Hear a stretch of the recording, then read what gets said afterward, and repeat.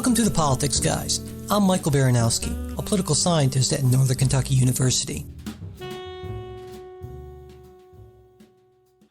Welcome to the Politics Guys, the deeper political podcast. I'm Trey Orndorff, and I'm joined this week for the first time, with me at least, with Ken Katkin. Welcome to the show, Ken. How are you doing? Doing great. Thank you, Trey. It's great to be on this show. Well, I'm looking forward to doing it with you, but before we kind of get started, listeners, there's a few important things that we need to talk about, and the first is that we have a really easy, very brief listener survey up on the website, politicsguys.com. There are only 7 questions, but it's really going to help us get a better sense of how Politics Guys can improve. So we, again, would appreciate it if at the end of this episode, you'd head over to politicsguys.com and take our survey. And I want to thank you in advance for that. Second, I want to let listeners know that we discovered that our website had a bug. And so if you had been attempting to support us on a mobile device, you have probably encountered an issue, and we want to apologize for that.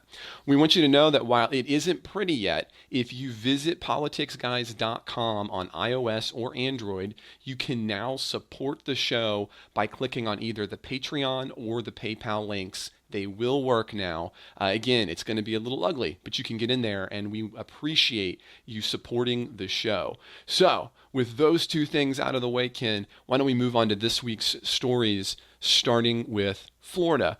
And I think that this is a really big deal for me because, as listeners may know, I live in Central Florida, and so this week, the South Florida school shooting in Broward County,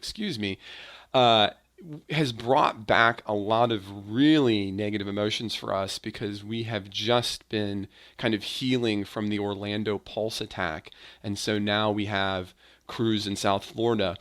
Now, this has been there's a lot of this happening in the news, and we don't want to focus on all that, but as the details of the attack and the role of gun control, they're kind of really an ever-present question in the media and social media, but I think what Ken and I are going to focus here on is flying a little bit more under the radar, is the question of how the FBI handled this case and how both Trump and Governor Rick Scott have in part pinpointed blame on the FBI. So for listeners, if you're not sure about what's happened here, apparently there were actually multiple reports that Cruz, the alleged shooter, was capable of murder and mass murder specifically, and that those hints were passed along to the FBI. One was an online commentator using his handle, and another was actually a January 5th phone call to the Bureau hotline, and those were not properly followed up. Further, law enforcement had actually been called to the home of Cruz over the past several years over 30 times, and none of that was investigated by the FBI as well had they investigated those hints. And so, at least down here, the Miami Herald itself has even argued that the FBI has been derelict in its duty and is in part to blame. So, Ken, what do you think about the shooting from this kind of angle, or however you'd like to take it? Yeah, well, I guess my thoughts on this, I find it interesting that I guess I look at this, from my liberal perspective as part of a general effort by the administration to delegitimize the FBI, which I think the administration is trying to do in order to discredit the Russia investigation. Because one thing that it looks like to me, and I'll be interested to hear how it looks like to someone from the opposite perspective, is that the exact criticism here, which is that the FBI didn't take these tips seriously enough, it's exactly the opposite criticism that we're hearing about the Steele dossier, right? That the criticism of the FBI with the Steele dossier is that it's a tip that they took too seriously, and so it very much looks to me like the administration's kind of narrative is that the FBI is just damned if they do and damned if they don't, that they shouldn't take complaints seriously and that they shouldn't take complaints not seriously. And so that's kind of the perspective I've been seeing it from. But I'm very actually really interested to hear. I understand that's probably not the perspective that conservatives are seeing it from. So I'm interested to hear that. And I appreciate the wanting to kind of see both sides, and I think that's one of the cool things we do. I'll be honest on this particular issue for listeners. It's even a little more difficult for me because it is so close to home. Florida. This is where we're from. This is where my family is. And I think for us in Florida, one of the things that's kind of difficult has been in both of these cases, it at least appears possible that shootings could have been prevented by minor or routine or standard follow-ups. And so I recognize and I can understand and agree that the administration undoubtedly has a bone in this fight in the way that the FBI needs to always be the bad guy. However, I don't think it's this, and this is an instance where I don't think it's just the Trump administration making the claim. I mean, Rick Scott and others, include other Floridians, have been making this claim as well. So I agree that why it benefits potentially the Trump administration, I don't think that this is an issue where, I think this is more an issue of Trump or the White House piggybacking on a pre-existing issue rather than what I think happens in some instances, which is they create an issue to attack the FBI. What do you think about that? Well, yeah, I mean, you could be right, but I guess I'm not sure I'm understanding what the critics think that the FBI could have done even if they had investigated more, because the gun laws being what they are, there's no real basis to stop somebody from buying a gun just because their neighbors say that they're a creepy person or a spooky person. You know, this. I don't believe Cruz had any felony convictions already or anything like that, and I don't know what an investigation could have actually accomplished. Yeah, so the guns were legally purchased, and in fact, in Florida, as in most states, teenagers can purchase guns. And Cruz was 19 anyhow, I believe, so he was certainly old enough to purchase guns. And the AR-15 that he had was legally purchased. So, and I don't think that even with the allegations that had come into the FBI ahead of time, that those would have provided any basis for not purchasing gun. For instance, even the fact that he'd been posting on social media that he wanted to be a school shooter, that itself, under the current gun laws, wouldn't be a basis for stopping him from buying a gun. So what you're arguing is that you don't think, given the reports at the school, his being expelled, his comments online, that there would have been kind of any follow-up that would have been meaningful to be able to prevent the shooting, no matter what had happened on the FBI's point?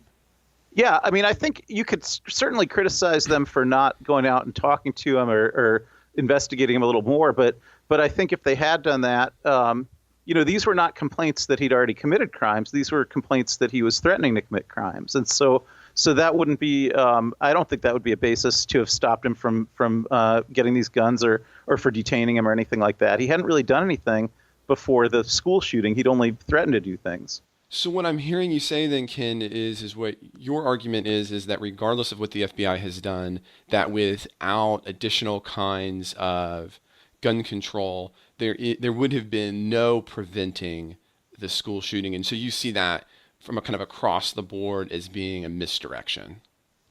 Yeah, I think that without meaningful gun control legislation that we don't really have right now, that there's extreme limits on what the FBI could have accomplished if they had done a more serious investigation. So I don't disagree that they should have looked into these complaints, but I think the idea that if they had, that it would have stopped the shooting, I'm not seeing that connection. I'm not sure how an investigation could have prevented this shooting. So one of the points that comes from the right is often that it is the fact that we continue to have crime and issues because the FBI does not follow up or others don't follow up. If they aren't following up, what does it matter what kinds of laws that we end up having in place if we don't investigate them? Well, it would matter because, for instance, like let's suppose that you had a law, as many jurisdictions used to have up to about 20, 25 years ago, as some jurisdictions like D.C. and Chicago had until the Supreme Court struck them down relatively recently, that just said nobody can get a gun unless they can demonstrate that they have a really good reason they need one, right? So then in that kind of situation, it wouldn't have mattered whether the FBI had investigated or not. Someone like this wouldn't have been able to get a gun. But the laws that we have now are very much in the opposite direction. So there has to be some already existing criminal convictions or already existing adjudications of mental incompetence before somebody could be stopped from getting a gun. So gun control laws, if they were strong, they could definitely prevent people's ability to get guns. Countries like Australia and England, just don't have the problems with gun violence that we have, even though there's no reason to think that they have any different rates of mental illness or anything like that. It's always a fascinating argument that's brought up, and one of the counterpoints that often arises there is the question of places like Switzerland, where we have nearly the same number of gun ownerships as per the United States, yet one of the lowest gun violence in the world. So one of the questions that we're often going to see here is it the access to weapons that makes this possible, or is it other underlying variables? I mean, for example, we have some of our largest killings in U.S. history have involved bombs. So Oklahoma City comes to mind. So if we don't have effective law enforcement, would simply having additional laws, is that going to be the variable switch? And I think that's going to be a point that comes from the right. Yeah, but Switzerland, has extremely high taxes on ammunition. Bullets cost about $1,000 there. So although people can have guns, they cannot use them very frequently without incurring very high expenses. And also, although we have had some bombings and some knife attacks and things like that, the September 11th attacks were carried out without guns, of course. Nonetheless, gun deaths just numerically really dwarf all those other kinds of deaths. So and mass shootings, we've had hundreds of mass shootings. We haven't had hundreds of bombings or hundreds of September 11th type incidents. So certainly you can't stop someone who's really determined to commit an act of terrorism. But I think, these kind of teenagers who are mentally not right and who just, one day because they have a gun, they use it. I think gun control could stop that kind of incident. And that's another interesting question, and maybe we probably don't have time to take on the question of, would that's an interesting question there, Ken. I don't know, but I think that at least as the kind of we might end on the Floridians' point of view, I understand and can sympathize with when you have these things happen nearby and you find out in admissions that your law enforcement maybe haven't done what you've hoped to. I know that many of us, that has at least rubbed many of us the wrong way, but I hear what you're saying, and I can understand that point of view. Great. Well, as we've been talking about the FBI, I mean, the other huge FBI issue this week is going to be the Mueller indictments. And as a matter of fact, it's fascinating because this probably would have been the headline this week had it not been for the tragedy here in Florida. And this undoubtedly is not the end of the Mueller investigation. But the indictments are a fascinating insight into the willingness of Russia to take some massive misinformation steps in the 2016 election. The 37-page document is a fascinating read, and a number of outlets, including Vox and The New Yorker, I think, have hit on one commonality that's really important, and that's the basic illiteracy of American voters. As The New Yorker put it, quote, "It's an embarrassing insight into American life. Large numbers of Americans are ill-equipped to access the credibility of things they read," end quote. And as a professor, Ken, I know we kind of share this from different points of view. It's at least amazing to me the amount of time I have to work to help students to have the tools to distinguish between more or less reliable information. And again, kind of just, hearkening back to the Florida issue, it's amazing. I can't even always look at social media because I get tired of the screen captions of something somewhere somebody thinks they looked at, and now that's they've captioned the caption as if this is some useful information or statistic that should be backed up. So no matter what, we end up with this really interesting Russian interference in the 2016 elections, and I think this kind of interesting question that Americans were easily duped by this kind of thing. What do you think about this, Ken? Yeah, well, obviously it works. That's why the Russians do it. And it's sort of, I think, from a media literacy standpoint, the internet has had this really unfortunate effect on giving us what I guess is sometimes called affiliation journalism, where people are able to get their information exclusively from sources that they tend to be of the same political persuasion as, and therefore not have to really grapple with narratives that are that are shaped by sources that they might disagree with, or even by sources that are trying to be objective and neutral. And so it is a problem. I think kids raised on the internet rather than on the, I think when I was younger and you just had the 3 television networks and they're all being viewed by everybody, then, that the forces and the pressures on that meant that they tried to have a more objective kind of narrative. Well, and one of the things that I think is really interesting is when you show students information, and again, I'm not trying to just hit on students. I mean, this is a wider problem, but this is just the captive audience that I have. But when you show students information, it's fascinating to me their inability to be able to distinguish between, say, this is coming from a newspaper, this is coming from a newspaper that is widely recognized, this is coming from a magazine, this is coming from a peer-reviewed article. Their inability to kind of take a look at those sources means that, as a matter of fact, one of the things that we see in the indictments is there's kind of a shock on the Russia side that the things they're putting out get as much share and hits. I think maybe they were a little surprised at how well it worked.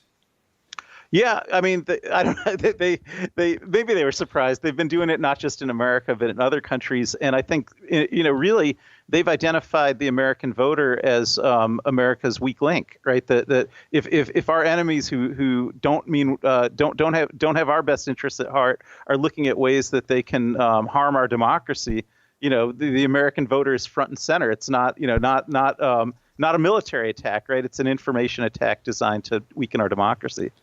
Yeah, I agree. I think it sounds like we agree on this one. And I think in all honesty, that's one of the underpinnings of doing a show like The Politics Guys, is to try to help people think a little bit more critically about the stories from a multiple points of view. So to kind of plug ourselves there for a second, I do think what we're doing is very important. But there's another angle to the Mueller indictments. And, Trump has already been crowing on Twitter about how obviously there's now no collusion. And I think he's jumping the gun on that. However, there does appear at least to be an indication from the indictments that the kind of the one-to-one scenario where the Russians were simply the pro-Trump guys appears to be at least slightly misplaced. As a matter of fact, it looks like Bernie Sanders was another location where we have Trump attempting to be pushing for him. If anything, it would appear that maybe the Mueller indictment points out a kind of anti-Hillary bias more than a pro-Trump bias, at least from the point of view of the kind of the Russian propaganda machine. So what do you think that means more seriously for kind of Trump's credibility narrative, and what do you think that means for elections moving forward, Ken?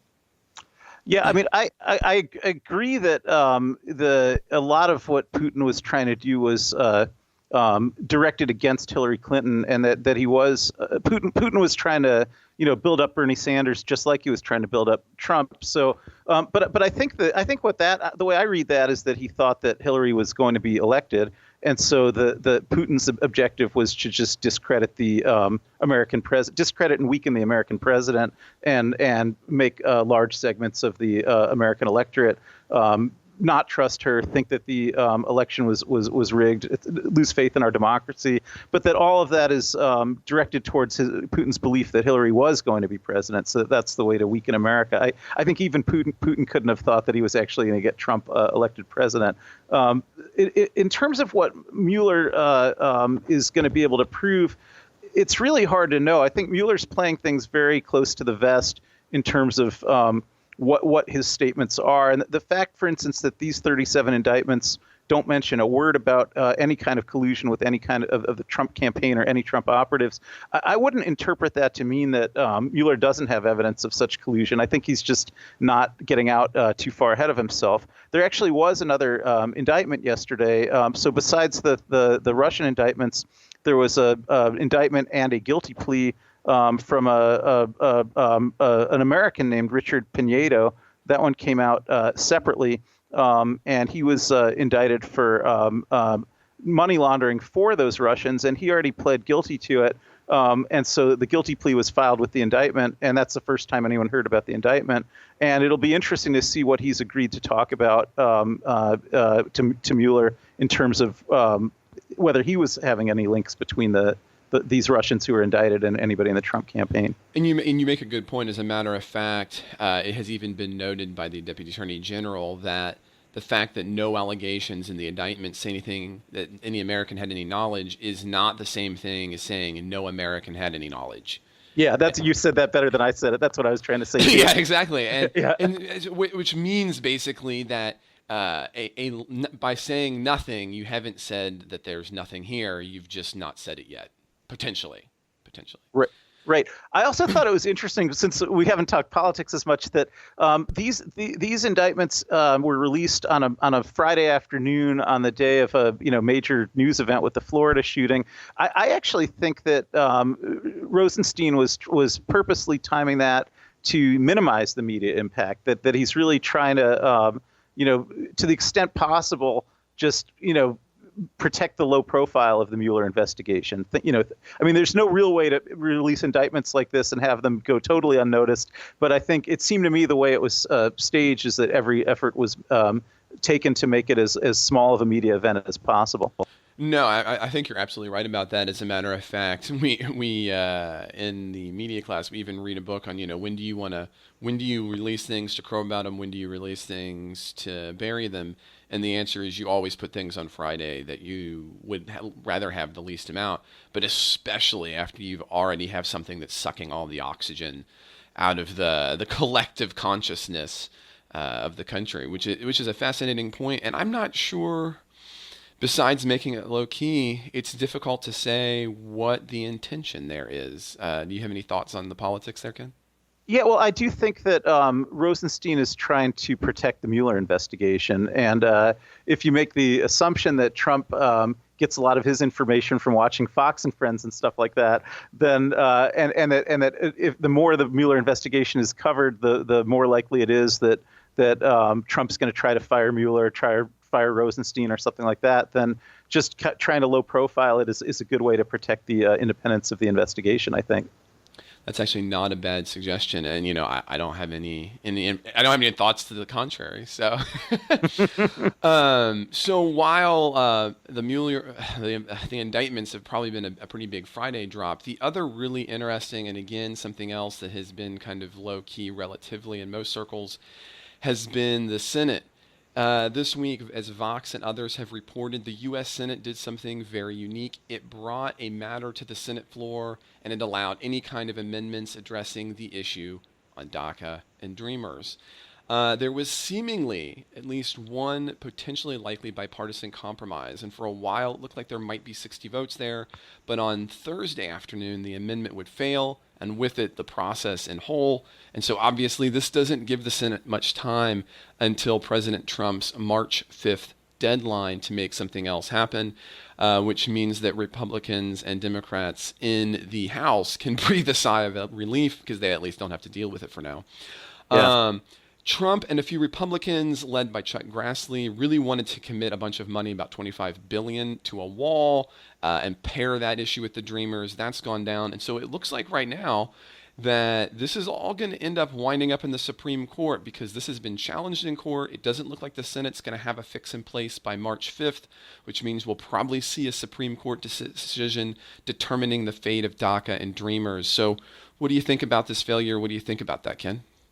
Yeah, well, I think so. Two separate questions you really raised there. How do I interpret the politics of what happened, and what do I think might happen at the Supreme Court? So I'm just trying to throw everything at you at once because this is your first time. Take those on one at a time. There are two questions there for sure.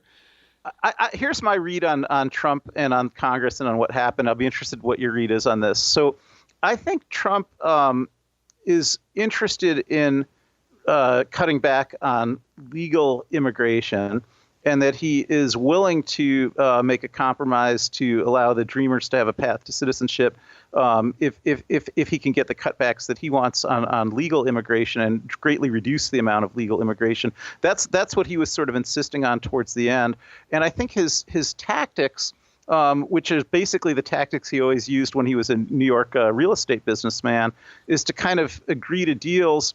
And then once the other side agrees to him, say, and I also want this, and I also want this, and I also want this, and keep pushing the ball. And And I think that it's much harder to work that way with Congress, because Congress isn't a really public fishbowl. They're being watched, and they can't really be seen to be being pushed around like that. So I think those kind of methods that Trump could use with vendors and contractors and people like that he was dealing with in real estate, where he sort of makes a deal, and then when they agree, he changes it again and forces them to agree again.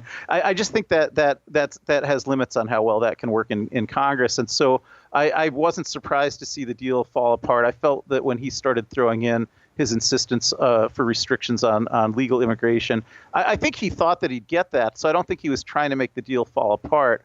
But I think it was impossible for Democrats in Congress to go along with that. The Senate bill that would have had both funding for the wall and path to citizenship for DACA did get 54 votes. So it passed by a good majority, but not a filibuster-proof majority. But there was only 39 votes for the countervailing bill that would have restricted legal immigration, and I don't think Democrats are ever going to go for that. So I don't think there's a legislative fix here unless Trump changes his mind again.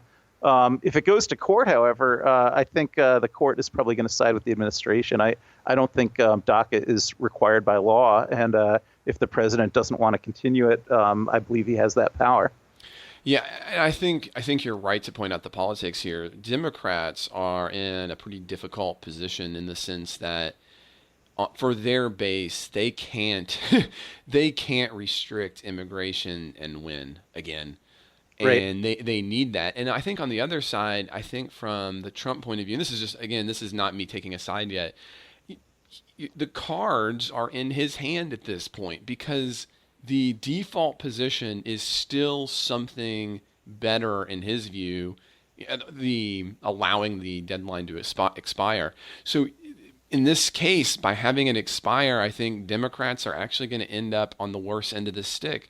I was a little bit surprised that we couldn't end up coming to a deal, if for no other reasons that I thought Democrats needed a win here, moving into the fall elections. But fascinatingly enough, we don't have that now. And this is something, and you may or may not know this about me. I had posted this on our social media a few weeks back. Because I am a libertarian-leaning conservative, I'm the guy who throws around the things like, well, what if we just had completely open borders? So I'm not your standard, right. Your standard conservative on this one. Just to throw that out there for listeners who might not know that about me. If I could just respond to one thing you said. I agree with you that Trump has the upper hand legally. If he can keep the status quo going, he doesn't have to make a deal. I'm not sure that he has the upper hand politically, though, because even though he has the Democrats in a way between a rock and a hard place, where he's insisting that they either vote to restrict immigration or else fail to get a settlement for the DACA recipients. Electorally, remember, most Americans do want a path to citizenship for the DACA recipients, and so if Trump defeats the Democrats in the legislative battle, I'm not sure that means he's defeated them in the political battle. That may energize more voters to turn out and vote Democratic in order to express their views about how this DACA controversy is playing out. I mean, I can understand that point of view, Ken, but I will say that I think a little bit like that tax reform, tax cuts became more popular after the fact.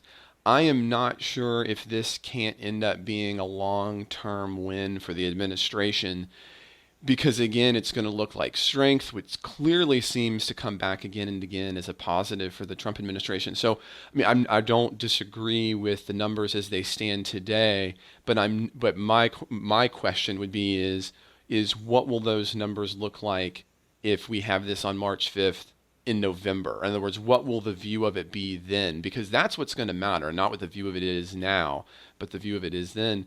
And that seems to be where Trump has. And again, this is a guy who's very fascinated in this topic. He seems to have a very savvy ability to turn those things into wins.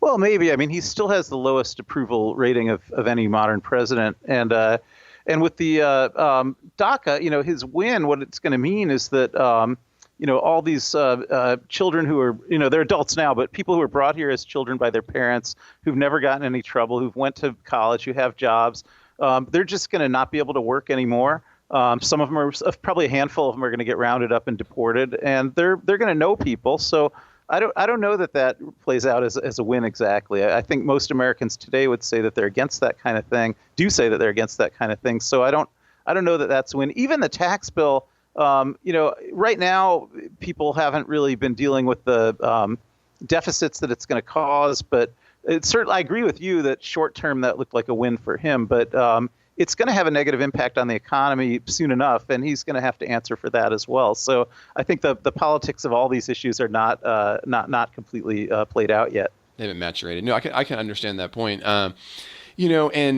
let me just say, I would hope that the deportation of individuals and those kinds of individual stories would move the electorate, right? So again, in this case, I'm predicting the politics and antithesis of my own preferred positions. But I am not convinced. I don't think that those will have the kind of reverberation that Democrats think that they will, especially when it comes time to vote. But one can hope, I suppose. Yeah. And of course you could be right. We'll just have to see. Yeah. Well, maybe as we come around to November, we'll have to kind of update us on this, and we'll have to see which of us, gets the right go. But, speaking of elections and thinking about November, the other kind of interesting news this week is that Mitt Romney just threw his hat in the ring for the Utah Senate election with a 2.5-minute video that really basically, it's a feel-good video, not a big shock. It holds Utah up as a model for Washington when it comes to budgets and debt and immigration. But what's really fascinating here for me is that it takes some jabs, obviously both at Democrats, but then additionally, it takes some jabs at Trump. And so Romney at 7, he's a favorite for winning. He's already secured the support of Spencer Cox, Utah's lieutenant governor. But what's the fascinating question here is that Romney kind of represents the future of Republican elections. How do you place yourself in relationship to President Trump? Do you deal with him as an ally or a foe? Do you kind of take up the mantle of McCain or not? I know there's been a number of news stories kind of, hinting at that question. So what do you think about this larger picture that the Romney election says about elections in the President Trump era, Ken? That's an interesting question, and in some ways, I think conservative perspectives on that, like yours, are probably more important than Democratic perspectives like mine. But I see that there have been some Republican senators already, Corker, Flake, sometimes McCain, who've kind of positioned themselves as anti-Trump, but typically they do vote with the other Republicans. So in the Senate, it doesn't. Occasionally it does, but usually it doesn't make a big difference in Senate votes whether you've got a Republican who's positioning themselves as an anti-Trump Republican or as a pro-Trump Republican, because from my perspective, they seem to vote together most of the time. Anyhow, there's also sort of the Mitch McConnell way of doing it, which is, just to sort of, never criticize Trump, but really, McConnell seems to me always to pursue his own agenda or the Senate's agenda, and really to take no particular account of Trump either. And so that's sort of a third path, I suppose. And I don't know. I wonder what you think it all means. Well, as listeners are going to know, I am not a particularly big fan of what President Trump has done to the Republican Party. I think in large part he has pushed out or has begun to push out the kinds of conservatives and the libertarian-leaning conservatives like myself are pushing them to the margins, at least, if not all the way out. And what's really fascinating is that when I look at a guy like Romney, I can't help but look back and think, it wasn't that long ago he was he was held up as kind of the crazy guy. I don't remember if you remember this, Ken, but when Romney was running for president, and he just got bashed because he argued that the threat to the United States was going to come from Russia. Yeah. And the left and the right both, like nobody can really, hold themselves up on this one. They all just went, "Oh, you are just an out of touch, Cold Warrior. And, I really think that if I was Mitt Romney, I'd really want to be like the guy who said, yep, I was right. And so it's fascinating how he's kind of this, here at 70, he's reinvented himself, and he now seems like the far more, hip and non-mainstream conservative, which is just fascinating. And I mean, more power to him, but it's fascinating to me as a guy who has kind of had to deal with his own place in the conservative movement, to see Romney come back and potentially maybe be a new kind of face, an anti-Trump kind of face, and somebody who, again, I think both the left and the right need to give him some more credit for the things he brought up during his campaign for presidency. Yeah, well, it's interesting. The congressional Republicans, the dominant Republican position in Congress, I think, is related to the conservative movement. But the Republicans who've been nominated to run for president as Republicans, Romney, but also even McCain and even Trump himself, have been positioning themselves as much more moderate than the conservative movement. And it's been a while. Maybe even have to go all the way back to Reagan. To find a Republican presidential candidate, or I guess George W. Bush also, but a couple of Republican presidential candidates have positioned themselves as conservative. But I think usually the path to the Republican nomination through primary systems is to position more to the center. And so Romney did that. Trump did that too, though. I mean, Trump really positioned himself as the most centrist candidate during the primary season. But then he has, I think, largely through his inattention, and through just really abdicating to Congress the responsibility for policymaking, he's wound up in a more conservative place than how he ran. So Romney, on policy, I do think he's a centrist with a lot of interesting policy ideas. Not a doctrinaire conservative at all. And I think because of his stature as the former presidential nominee, he'll be an important voice in the Senate. And I'm sure he will be in the Senate. But I really wonder how much there's going to be an impact on how much he's going to impact legislation, how much Mitch McConnell is going to change what goes into the bills because it's Romney rather than Hatch. I'm not really seeing a big change there. Well, and no, I mean, I think something that listeners need to recognize is that it's always easy to assume that any one particular congressperson is going to have, one particular congressperson, especially in the Senate, will have the ability to say no more often, but it doesn't get any more yeses through. And that is the nature of the institutional beast that is Congress. But yeah, no, it's a fascinating one. But it'll be interesting to see, because he has the name, what he kind of uses. He's going to have a little bit more of a pulpit in Congress. So it'll be interesting to see how he uses that as we move forward. And I think that's kind of that's kind of what we know about right now. So one last thing, I know we've got a few minutes left in the show, Ken, and so I'm just going to do something that's really fascinating for me. I don't know how many listeners have been paying attention to this, but this week we hit a very fascinating milestone. It has marked a little over a year since the last solo press conference for President Donald Trump. And as a matter of fact, this is really fascinating because he will now be going down in history, if he continues up with this, as one of the only contemporary presidents to have gone this long.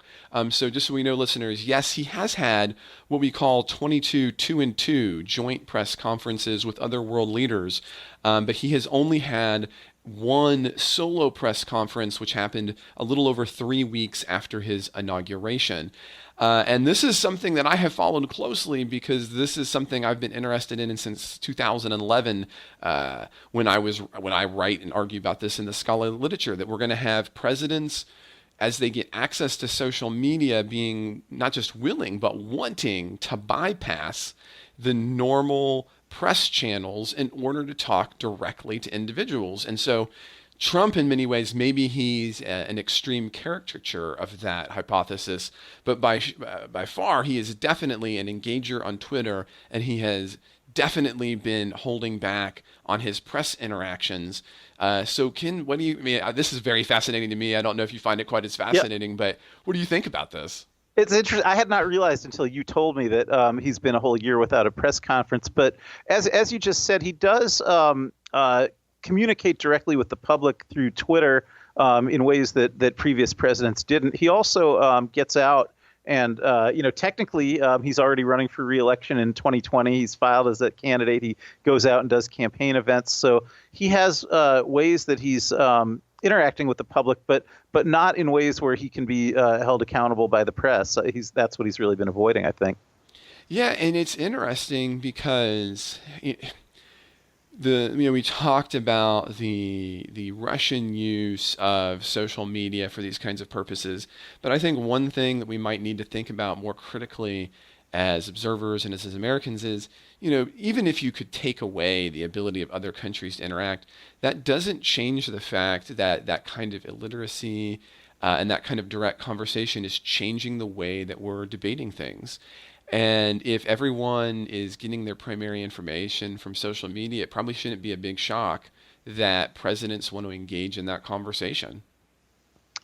Right, because he can say things and nobody has the ability to immediately confront him and question whether the things he's saying are true. I mean, that's what would happen in a press conference, but that's what doesn't really happen on Twitter. And so I think he prefers that kind of unmediated conversation where he doesn't have to take follow-up questions and things like that. But and probably that's going to be the trend. I think you've predicted in some of your writings that that's going to be the trend going forward for all presidents. But I can't disagree with that. But I don't think it's a good development. No, it's a fascinating, and I think it's a difficult one to predict what the social ramifications of it will be. It's one thing to think something's going to happen. It's another to say, well, here's all the variable outcomes on that front. But I think it's something that we'll have to continue to keep an eye on as we move forward. Well, Ken, it's been a lot of fun working with you this week. I hope you've had a good time too. I had a great time. Thanks for having me. Oh, thank you so much, Ken. And I want to thank all of our listeners again for listening to the Politics Guys. And I want to encourage you again, if you would please visit politics.guys.com and take our survey. Help us improve the show as we move forward. I'm also going to ask that, again, if you have been interested, if you like the show, if you share it with friends or family, we would love to see that happen. Likewise, if you really find a lot of use out of the show, don't forget that you can visit our website, politicsguys.com, now both on your desktop computer and on iOS or Android, and you can support the show by clicking on the Patreon or the PayPal links. This week's episode was brought to you by Trey and by Ken, and this week's episode was produced by Trey Orndorff. Thank you so much. We'll see you again next week.